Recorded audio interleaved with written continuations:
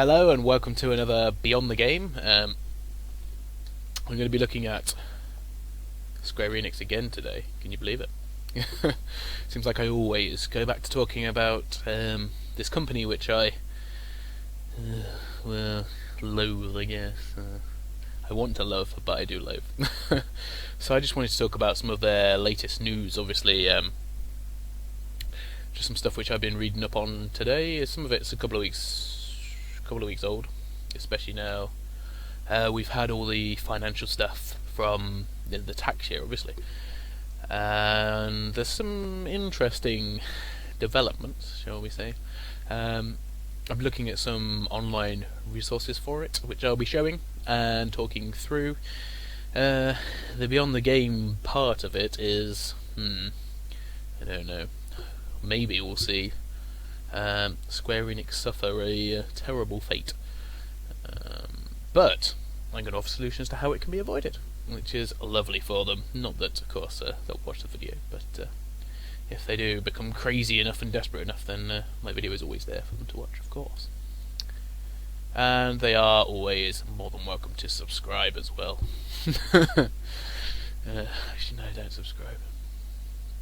Anyway, I apologise for the adverts, but the main point of all of this is, of course, you can see by the headline title, which is that they've made £88 million losses. Apparently it's extraordinary. I don't really think it's that extraordinary. In fact, it's less than what I thought it was going to be. I had heard stuff before, or from what I gathered from before, that it was going to be more around the 120 million mark. But anyway, so yeah, okay. And they have, right, so they've made 15% more sales, but is it this article? I think it might be. No, it's the next article.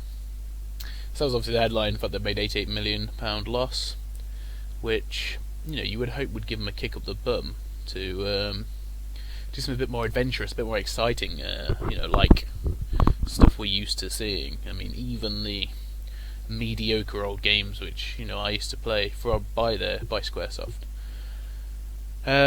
still better than the rubbish they're putting out now. Okay, so this is another article from, I think it is from the same website, and it's to do with their 3-step plan to recovery.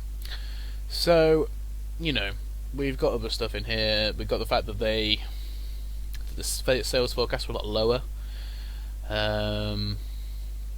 almost only half as well as I thought they were going to do with Tomb Raider, Sleeping Dogs, Hitman. No games that I've wanted to play at all, so I don't know. I know some people said Sleeping Dogs is alright and Tomb Raider's okay, but I've seen or heard nothing amazing from them at all. And basically what this article goes on to say is that they want to start making, I'm not sure what point it is, but they want to start making games for more mobile devices. There we go. PC browser or tablet games, which, I guess makes sense for a gaming company. There are a lot of good companies which have made their own mobile games. I personally don't like that idea. I don't mind a company who is making mobile games go and make more mobile games or to branch out, but when you got a company like Square Enix, who is meant to be the creme de la creme of a certain genre, especially with RPGs, they're quite time consuming, thought out games. They involve a lot of strategy, a lot of thought. Do I really want that on my phone? No, I don't. You might think differently, but as far as I'm concerned, and of course the great thing about a mobile game is, you can sell a lot of add-ons, and which is the sort of thing we had from Final Fantasy 13 too, which I did buy and I played, and I saw the amount of DLC and I was not impressed, especially with different costumes and stuff. Is that, that's not, not needed, basically. And then they're talking about different games for different regions of the world. Right. Okay, that's fine. I understand that. There's some games which are going to be more popular in a Western society, and some games which are going to be more popular over in the East. But you've got games, people like me, and I know there's a lot of other people who want to play the game, who want to play the JRPGs, the games which are released over there. You know, Final Fantasy was brought over here, did well, and lots of other games as well, which some of them they have, some of them they didn't bring over here. And the ones that have been brought over here I think have done well. There's a couple that do go astray, don't get me wrong. You know, Atlas has really good success with the games they brought over, but they didn't bring over all the games, which was a couple of games that I wanted to play that they didn't bring over at the time. I think they were at the start of PlayStation 2, I believe, they made them for. What was the other? Yeah, basically, the thing is, they want to make as much money from as little investment as possible. Obviously, from a business sense, if you can do that, that's great. But the fact is, you're running a gaming company, okay? You're not selling on a market stall. So different. I mean, when you buy a game that's made by Square Enix, you're buying the brand as well. I mean, it is pretty much as simple as that. I mean, if I go, I played Oblivion, right, and then Fallout 3 came out. I saw that Fallout 3 is made by the same people that made Oblivion. Instantly, I wanted to play that game, and I'm not into guns and stuff as a general rule. I absolutely loved it, and there's loads of people that loved it, and it is a very popular game. And it's, yeah, game companies, if they want to make money, have to make something that's amazing. Not try to play it safe, not try to spend as little money as possible, because it doesn't work like that. I mean, if you're a very small gaming company, then you've probably got an idea on a game which is, you know, really exciting, and you're going to put whatever resources you can into it. Not, oh well, I mean, I could put a couple of £1,000 in, but you know, I'd rather just put a couple of hundred. But no, you don't. Smaller companies will put in the time and the effort as well, which is also seen as many examples. I don't need to go into them. I don't know why that bit's highlighted. Off with you. Okay, and yes, here is the. This is just the tip of the iceberg. Basically, they want to raise money from Kickstarter. So they're saying, yes, we'll do another Tomb Raider game, assuming we can get the money from Kickstarter to do it. And I saw a couple of figures banded about, and they want to do stretch goals as well, which will, you know, add extra levels to the game. And it is really annoying, the fact that they need to do that. I understand the Steam Greenlight bit though. I do understand that. I think that is not a bad idea. I mean, if they've got a game or a concept for a game which they want to put out there, I mean, Steam is obviously one of the biggest platforms you can buy games on the PC, so it makes sense to utilise that. And they've got an idea for a game, and they've done some promotional artwork. They've, you know, maybe gone past the basic idea of it, and they want to put that on Steam Greenlight and say, what do you think of this idea? You know, if it gets greenlit, we'll make it. Then yeah, okay, that's fine. I mean, that's brilliant. I'd love that. I'd love to be able to see stuff like that, because, you know, there used to be such a creative hub of these RPGs. But to use Kickstarter, a company as big as Square Enix, whether you're making £88 million losses or not, I mean, come on, actually getting people to fund your game. It is absurd, quite frankly. You've seen many smaller game companies utilise Kickstarter, and they've needed the money to make it. Whereas what Square Enix are trying to say is they want to use Kickstarter to see how popular a gaming idea would be. But then, of course, they're going to ask for, as I say, I can't remember what I saw, but about $100,000 if they go to make a sequel to the Tomb Raider game.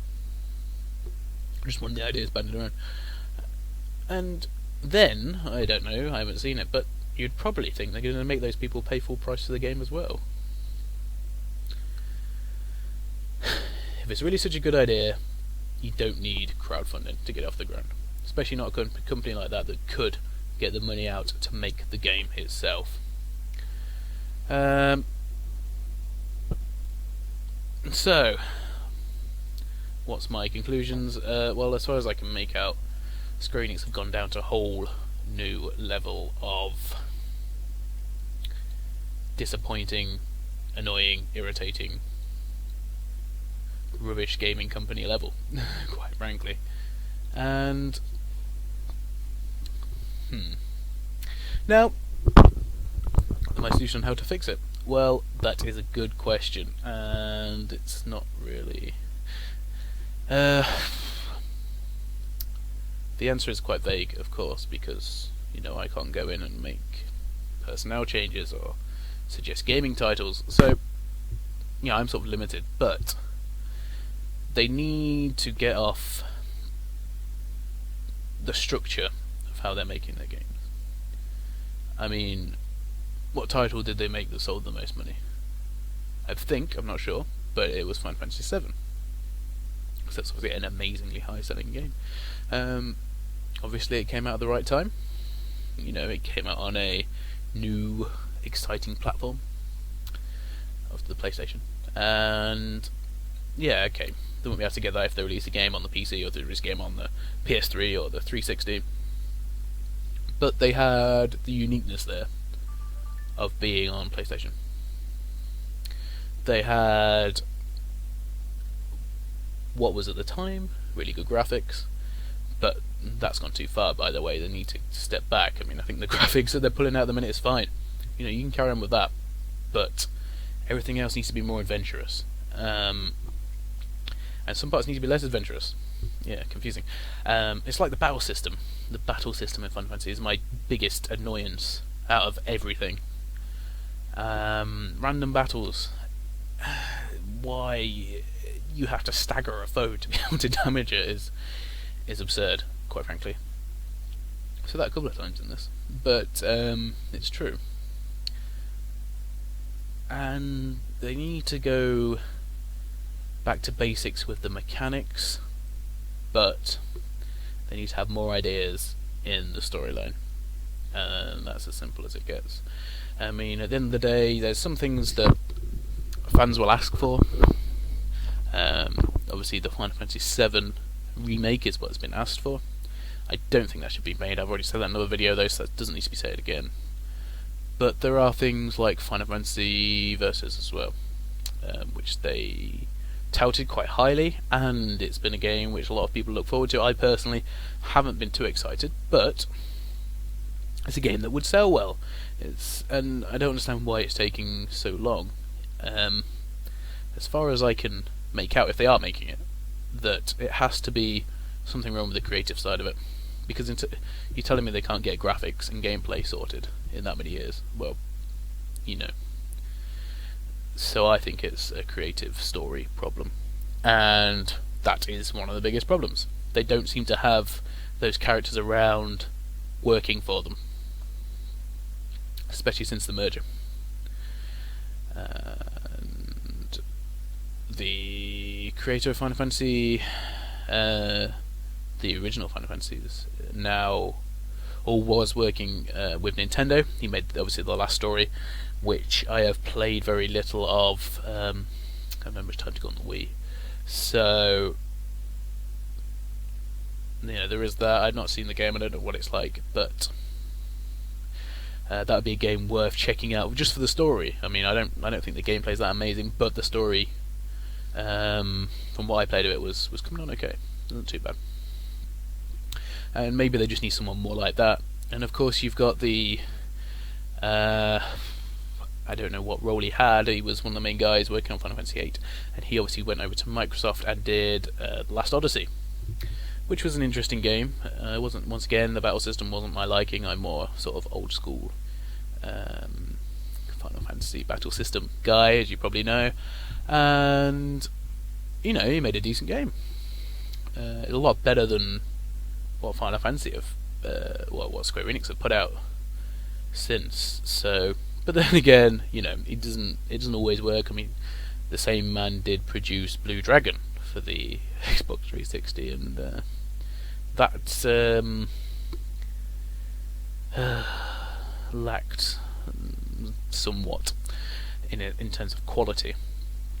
Whereas I'm also right in the corner of the screen. So, yes, what do I think? What do I really think? I think if they don't now have a change of direction back to what enabled them to be so popular and loved in the first place, then they're not going to be a company for much longer. I mean years, of course, because a big gaming company, it can take a long time for them to go down. Especially when they are still reaching, millions of sales of games with their big titles, despite the losses. It will take a while, but they need to change something. And they need to get out of this whole idea that they can make money quick on mobile devices. Because I, for one, will not be buying any mobile device games from them. Yeah, I'm not sure there's much I'll be buying from them at all. But anyway, that's just my thoughts on it. If you do have any comments to make, or you want to give me casual hate because I dislike Square Enix and you happen to love Final Fantasy 13, that's fine as well. I don't mind a bit of animosity, as long as it's directed at the stuff I'm actually talking about, and not calling me a 14-year-old, which I'm not, by the way. So yeah, that's pretty much all I have to say for this Beyond the Game. A bit of interesting news, and yeah, none of it really that good. I guess any consolation could be the Steam greenlight, assuming that they use that correctly, which I don't think will happen. But nevertheless. Anyway, guys, it is way past my bedtime, so I'm going to see you guys later. But thank you very much for watching Beyond the Game, with, of course, more Square Enix madness. So I'll see you next time, guys. Goodbye.